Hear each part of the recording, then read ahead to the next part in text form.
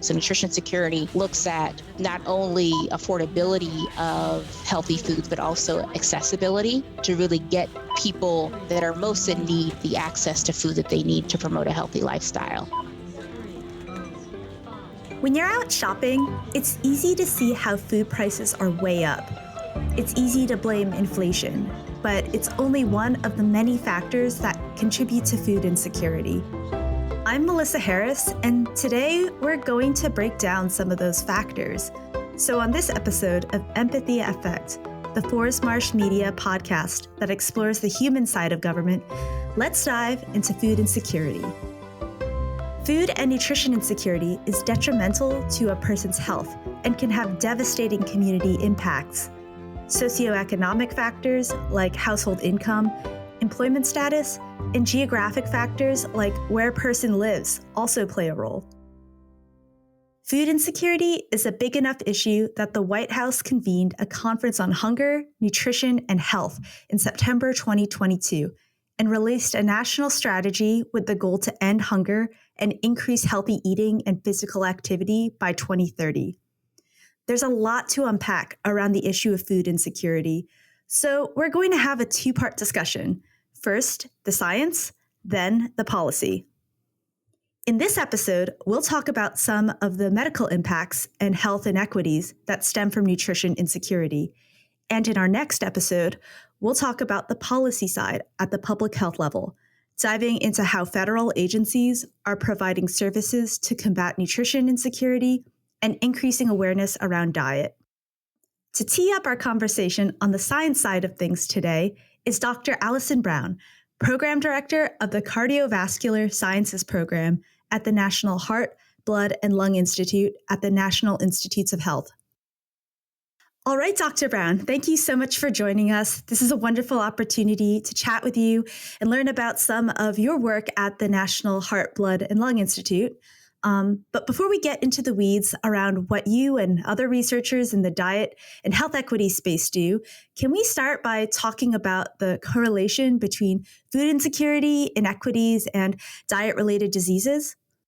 Yeah, so food insecurity, it's defined by the USDA as not having enough access to a food consistently, and it's linked with a variety of diet-related diseases. So these include obesity, cardiovascular disease-related risk factors, so hypertension as well as diabetes. And like I mentioned, it's the inability to acquire enough food to meet the needs to maintain an active lifestyle. And it really does interfere with the ability to access healthy food, which is critically important for the prevention and management of these noted diet-related diseases.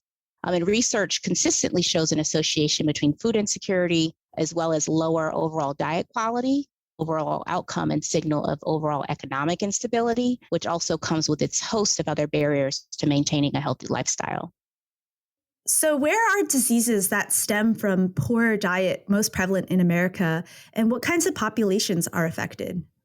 We think of diet-related diseases, it's an issue all across the U.S., but in the southern areas of the U.S., it's coined the stroke belt. In the southeast region, there are higher rates of heart disease as well as hypertension and other diet-related diseases. So it's estimated that 1 in 2 adults have diabetes or prediabetes, and 3 in 4 adults are overweight or obese, and this is really across the board. You do see pockets in areas out west that have less prevalence of overweight and obesity, but generally it is an issue across the United States. And unfortunately, you have certain populations that are disproportionately affected. So those who are low income, those in rural communities, as well as those of racial and ethnic minority groups. So just to give an example, African Americans are more likely to develop hypertension at an earlier age than their white counterparts. And what's known as their systolic blood pressure is on average 7 millimeters of mercury higher than their white counterparts. And then when you look at our Hispanic American populations, based on 2018 data, Hispanics were 70% more likely than their white counterparts to be diagnosed with diabetes, and then 1.3 times more likely to die from the disease as well. So overall, you do see these disparities by racial and ethnic groups, and then those of lower income among racial and ethnic minority groups are also at higher risk. Throughout the COVID-19 pandemic, conditions that contribute to food insecurity have also been exacerbated. Between school closures, falling employment, food supply chain disruptions, and skyrocketing inflation. The Brookings Institution found in a June 2020 report that food insecurity increased to 16% of households with children, a more than five-fold increase from estimates in 2018.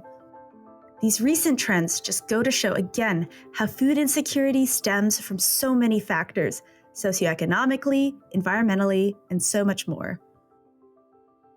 So, Dr. Brown, I understand that you have a big personal connection to the research you do. So can you share how you chose to go into nutrition and health equity and how your experiences seeing nutrition insecurity in your family has informed your work?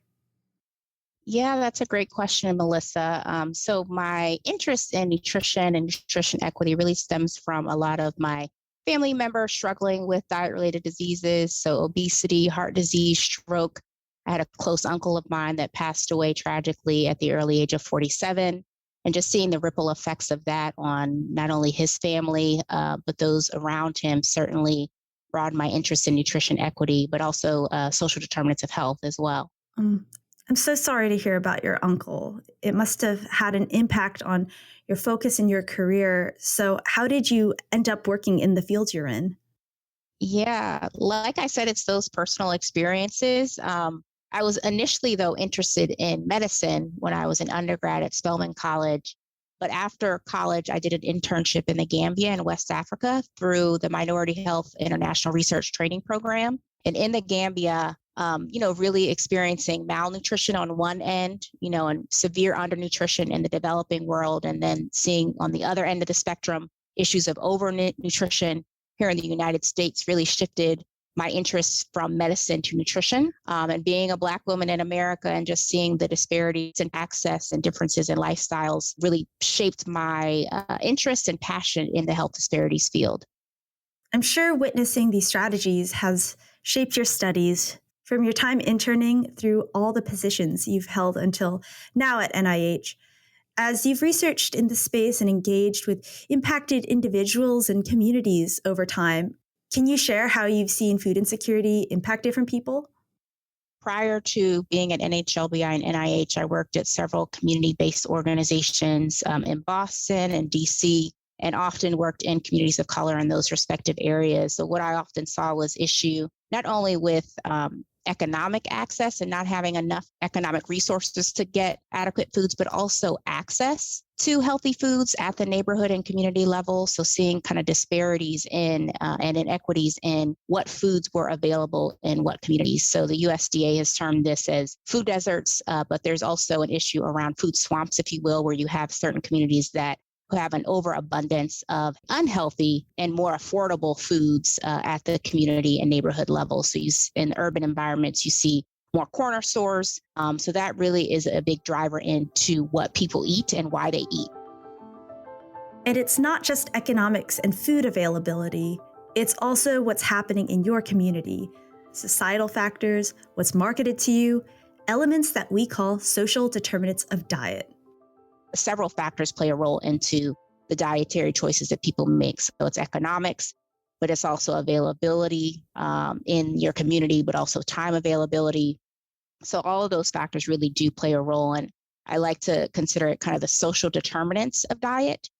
So it's not just economics, but also what's available in the neighborhood, how your doctor or primary care provider is talking with you about nutrition and diet, if at all.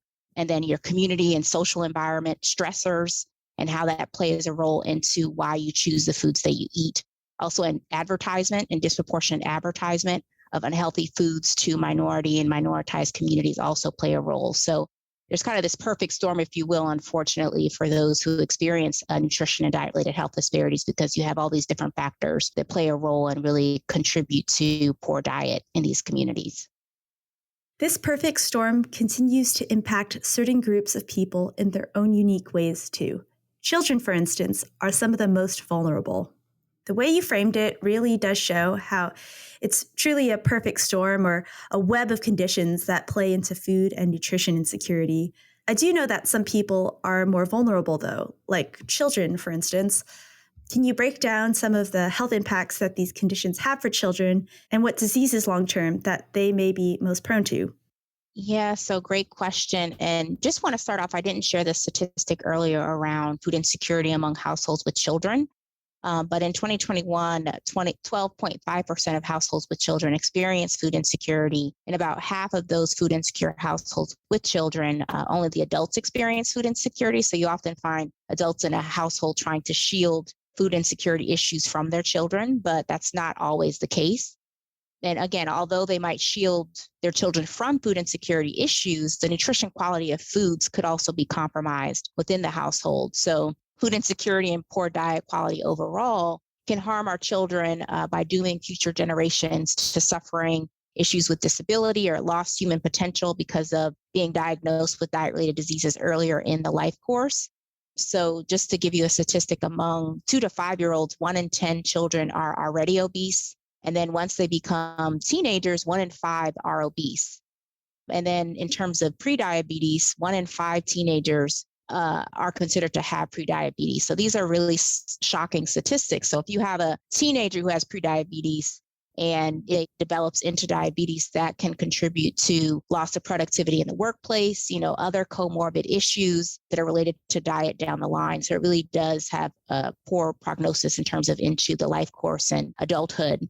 But then also food insecurity has been shown to be linked with increases in student school absenteeism as well as poor school performance. So that can play a role into economic viability. If someone isn't doing well in school and have poor kind of school outcomes, then that in turn could contribute to lower life earnings down the line. It's really scary thinking about the long-term impacts on children, but there are other vulnerable populations too, like the elderly or pregnant people. What about them?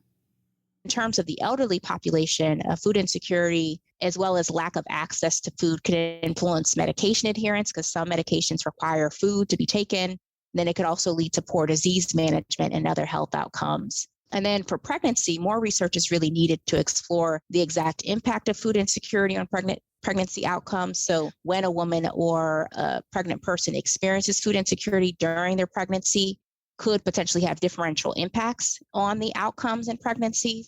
But then also, as you can imagine, nutrition and dietary intake overall and the quality of foods, that can have an impact on the potential kind of nutrient delivery, if you will, to the growing fetus. So that could also play a role. But overall, food insecurity among a variety of populations can have a significant long-term health impact. And contribute to the diet-related diseases mentioned. So obesity, diabetes, cardiovascular disease, hypertension, and so forth.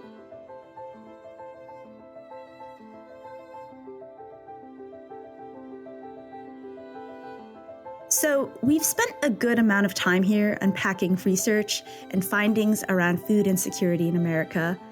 While the information and science is important, there's still the matter of taking what we know and helping those in need. Dr. Brown points to the COVID-19 pandemic as a moment for change in the way we connect research to the public health level. So one key learning from the COVID-19 epidemic and kind of programs that have ensued since then is the Community Engaged Alliance, or the SEAL program here within NIH. And it's primarily led by the National Institute on Minority Health and Health Disparities, as well as the National Heart, Lung, and Blood Institute. And the goal is to make improvements to connect research to the people that are most impacted to ultimately advance public health. And it was originally developed with the mission to provide trustworthy science-based information through active community engagement, as well as outreach to the people hardest hit by the COVID-19 pandemic. And it's created this network of researchers and community organizations across the country that's also being leveraged to advance public health in general. So that's one way in terms of leveraging the SEAL network that the NHLBI and NIH as a whole is trying to help connect the research to public health. And we also have a variety of evidence-based resources on NHLBI's website that could also help to educate the public and try to advance public health overall. So a lot of the way we can move forward is to engage partners. How can different partners, who in your case may be research organizations or community-based organizations or other academics or industry, help support this mission going forward? Yeah, it's a good question. The SEAL network and kind of the mission to provide trustworthy and trustful information really serves as a model of what other partners can do. And as mentioned in the Saunders-Watkins workshop, really the importance is of building authentic community partnerships with organizations. And this is also based on what's known as the asset-based model. Communities that are experiencing health disparities day in and day out, they often have their own solutions to problems. So it's really important for the research community to authentically engage and partner with these community organizations. So along those same lines is the element of transparency and processes. So historically, marginalized communities have been left out of conversations. So to overcome this distrust and that barrier of distrust, it's really key to be transparent and open about what's going on in terms of the research in their community, and then really opening the door to how communities can be involved.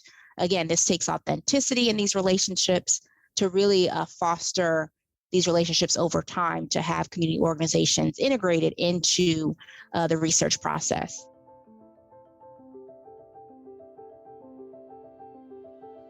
As Dr. Brown mentions, trust is incredibly important in bridging the science and our actual well-being.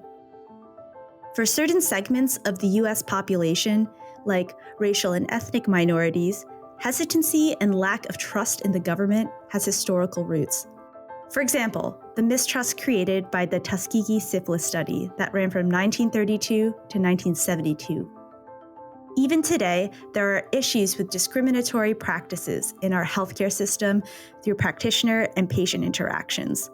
Brown and her colleagues at NIH have recognized this and are trying to bridge gaps between trust, research, and public health.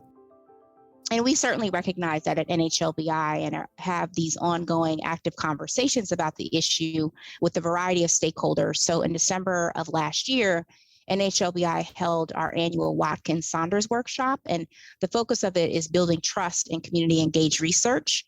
And the workshop discussed the importance of truthfulness and transparency and trustworthiness in the biomedical research enterprise, and identified gaps to establish trusted partnerships with community-based organizations to really promote community-engaged research. And it brought together a variety of different stakeholders, so not just researchers, but also healthcare providers, community partners, federal, state, and local government officials, as well as other stakeholders, to really discuss the state of the science in the area, to ultimately build trust in community-engaged research to tackle these health inequities. Strides like this have helped NHLBI lead studies that help us better understand communities typically underrepresented in medical research. As researchers have built trust and diversity in their studies, new findings have emerged to help us figure out intersections like how different minimum wages impact health. Studies like these help medical and public health experts better understand how improving programs like the Supplemental Nutrition Assistance Program and Women, Infants, and Children's programs, otherwise known as SNAP and WIC, can help improve nutrition security and well-being. One study that comes to mind is the NHLBI wages study, and that's comparing basically two cities in the United States that one city had an increase in minimum wage and another city had an ordinance actually to stop increases in minimum wage. And Dr. Caitlin Caspi is the investigator out of Yale, looking at the health impacts of the differences in minimum wage in these two different respective cities, and the health impacts not only on obesity, but also on food insecurity rates as well. And we have several of our NHLBI cohort studies funded by NHLBI that look at associations between diet and diet quality and different health outcomes specific to NHLBI's mission. So all of these kind of play a role into informing the importance of diet quality in shaping health. So thinking about potential SNAP regulation to improve nutrition security. So nutrition security looks at not only affordability of healthy foods, but also accessibility. And there are conversations on potentially, revisions or kind of SNAP revisions to allow only healthy food purchases among SNAP. So a lot of our work that we funded NHLBI can certainly help inform that. Speaking of SNAP and WIC, these nutrition assistance programs are just a couple of the many services that the U.S. Department of Agriculture Food and Nutrition Services run. While we've spent today learning about the research and background of food insecurity, in part 2, we're going to have an enlightening conversation with FNS's first Director of Nutrition Security and Health Equity. Next time, we'll break down how FNS is examining both existing and new challenges with food insecurity, and how resources, education, and other strategies can help improve our nutritional security and well-being. While we release monthly, Part 2 comes out on December 15th. Follow us on the podcast platform of your choice or at forsmarsh.com. Thanks, y'all. Empathy Effect is a product of Forrest Marsh. You can reach us at forsmarshmedia@forsmarsh.com with any feedback, questions, or inquiries.